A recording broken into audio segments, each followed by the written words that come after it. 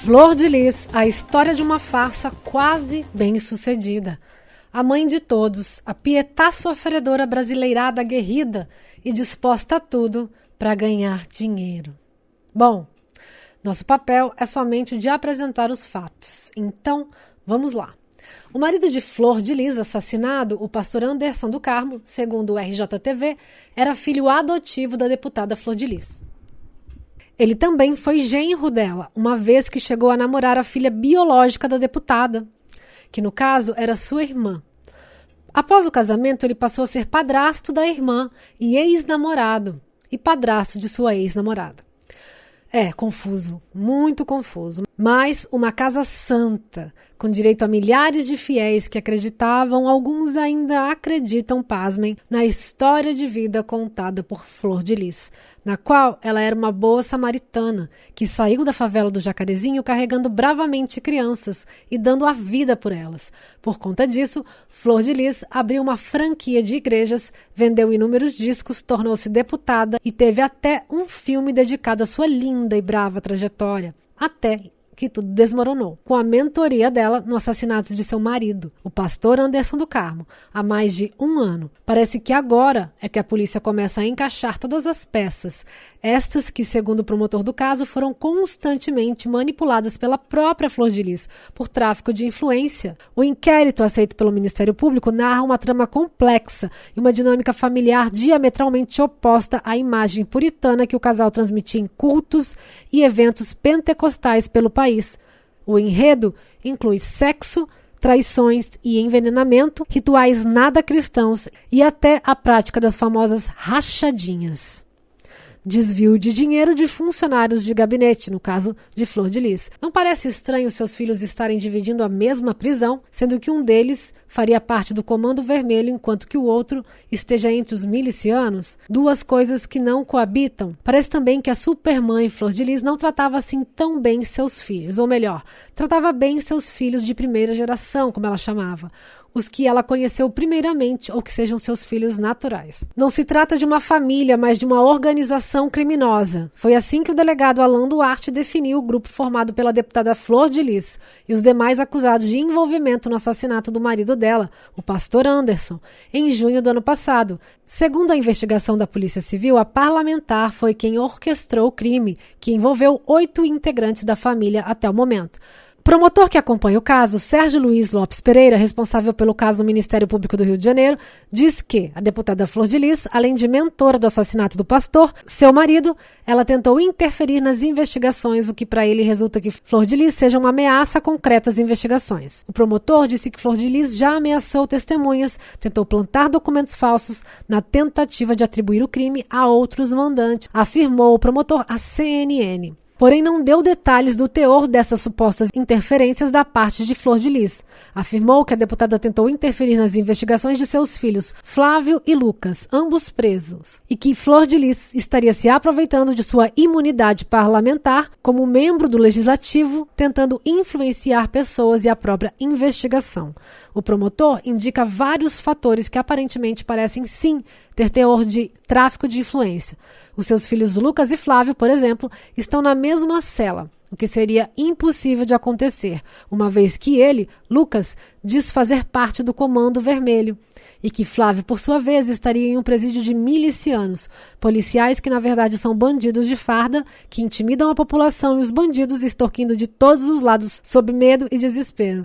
Tudo financiado pelo tráfico de drogas. Para o promotor, deixar Lucas no Comando Vermelho em um presídio de milicianos seria como colocar uma minhoca no galinheiro. Como já dissemos aqui, Flor de Lis tinha um plano: matar o marido aos poucos, por envenenamento gradual. O pastor chegou a ser internado por 6 vezes no Niterói DOR, segundo denúncia do MP evidenciada pelo UOL. Nas respectivas ocasiões, foram anexadas pareceres médicos do Hospital Niterói DOR. Foram levantadas várias hipóteses do que teria levado Flor de Lis a planejar a morte do marido. E mais, por que teria tido a ajuda dos filhos? O que será que o pastor Anderson tinha de tão odioso assim? A própria família deu alguns depoimentos sobre o pastor, negativos, mas provas não foram suficientes, segundo o policial, além de que não anulariam o fato odioso, o homicídio. Marcos Ferraz, cineasta que fez a biografia de Flor de Lis, disse arrependido de ter feito o filme. Flor de Lis basta uma palavra para mudar, dizendo: me arrependo, se fosse hoje jamais teria feito esse filme. Não sou cineasta, sou um contador de histórias. E o que contei foi uma mentira diante dos fatos que conhecemos agora, disse Ferraz ao jornal Extra. Estou dilacerado, me sinto enganado, é como se eu não pudesse confiar em ninguém. Segundo o diretor, foi Anderson que financiou o filme biográfico de Flor de Lis. E segundo ele, Anderson era completamente apaixonado pela mulher. Ele era louco por ela, fazia qualquer coisa que ela quisesse ou mandasse, contou Ferraz. Ele me perguntou o que eu queria que ela vestisse para a pré-estreia. E eu disse para contratar um personal stylist. Ele não quis. Pediu que eu comprasse um vestido chique, que dinheiro não seria o problema. Fomos a uma loja de grife e pagamos 2.000 num vestido.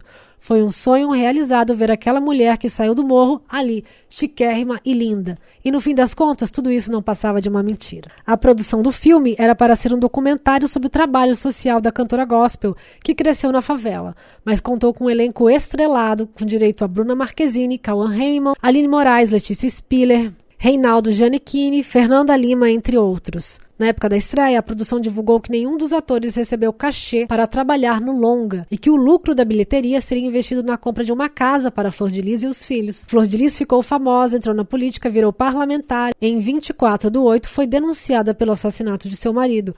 O crime aconteceu em 16 de junho de 2019, quando ele chegou em casa em Niterói e foi alvejado com tiros. Segundo noticiou o G1, os filhos biológicos e os primeiros a serem adotados, no total de 8, chamados de primeira geração. O grupo de 8 tinha acesso a uma geladeira e uma despensa, ambas localizadas no segundo andar da casa. Tinham acesso a melhor comida e a quartos melhores na casa, em comparação aos outros 47 que chegaram depois. Enquanto isso, os outros filhos dividiam quartos coletivos no terceiro ou quarto andar e ficavam limitados a uma alimentação de qualidade inferior. O café da manhã, pão sem manteiga. No almoço e jantar, o mesmo cardápio: arroz, macarrão e salsicha. Tudo de acordo com depoimentos prestados à polícia. O cenário surpreendeu investigadores e é bem diferente do que era relatado por Flor de Lis nas últimas décadas, de que era uma casa de amor e solidariedade. Há cerca de 30 anos, Flor de Lis acolheu 5 adolescentes em casa.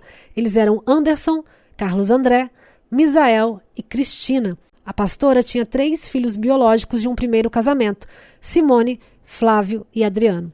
Anderson do Carmo foi namorado de Simone dos Santos Rodrigues, mas em 98 ele se casou com a mãe dela, Flor de Lis, 16 anos mais velha que ele.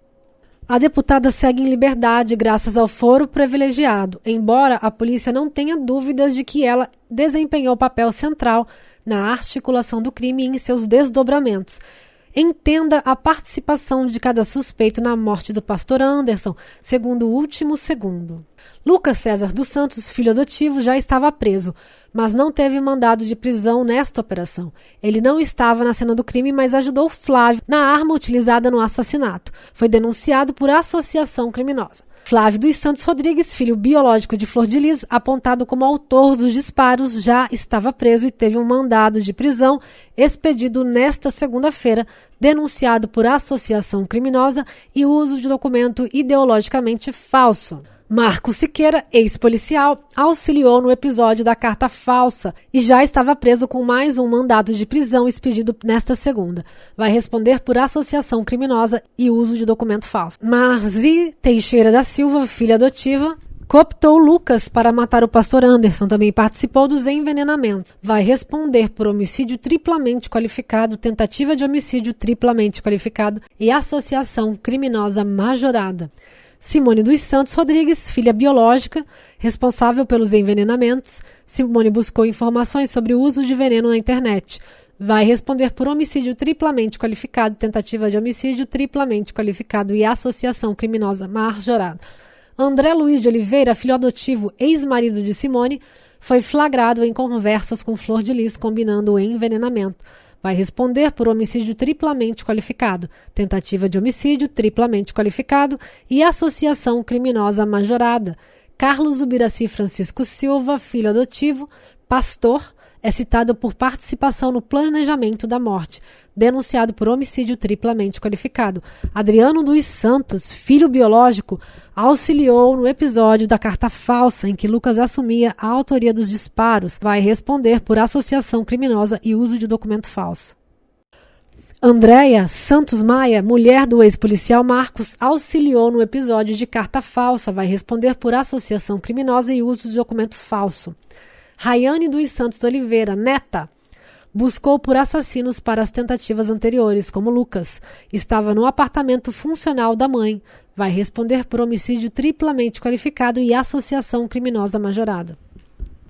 Flor de Lis e Anderson tinham 55 filhos, a maioria adotivos. O próprio pastor havia sido adotado pela deputada e chegou a ser tratado como genro quando namorou uma de suas filhas. Segundo investigadores, ele controlava a família com mão de ferro, tomando conta de tudo, da partilha dos alimentos às finanças, e ainda administrava a igreja fundada pelo casal, que até 2019 tinha 8 templos. Morto com mais de 30 tiros na garagem de casa em Pendotiba, Niterói, Anderson era odiado por parte dos filhos e pela mulher, e foi alvo de 8 tentativas frustradas de assassinato, inclusive por envenenamento. Como já dissemos aqui, a família tentou esconder evidências dos crimes, segundo a polícia, e fez uma fogueira no quintal da casa para destruir provas, mas, pouco a pouco, os indícios apareceram e, ao longo de 1 ano e 2 meses de investigação, parecem estar se esclarecendo. O revólver usado na execução estava em cima do armário de Flávio, filho que admitiu ser o autor dos disparos. Outras confissões e contradições em depoimentos também resultaram em provas, assim como mensagens de celulares que revelaram planos criminosos. Em uma das mensagens, por exemplo, Flor de Lis escreveu a um dos filhos: André, pelo amor de Deus, vamos pôr um fim nisso, me ajuda. Cara, tô te pedindo, te implorando. Até quando vamos ter que suportar este traste no nosso meio? Numa outra, Marzi, uma das filhas, incitou o irmão Lucas a matar o pastor por 10 mil. Numa mensagem de celular, uma das autoras da tentativa de homicídio lamentou: ele é ruim de morrer. A família tentou forjar 2 latrocínios, roubo seguido de execução. O último resultou na morte de Anderson.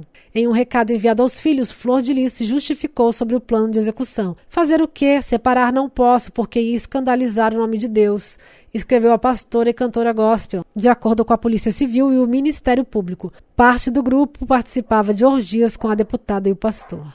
Além disso, alguns participavam de rituais secretos e tinham braços na atuação parlamentar dentro do gabinete em Brasília. Esses eram obrigados a fazer rachadinha em que devolviam parte de seus salários à Flor de Lis.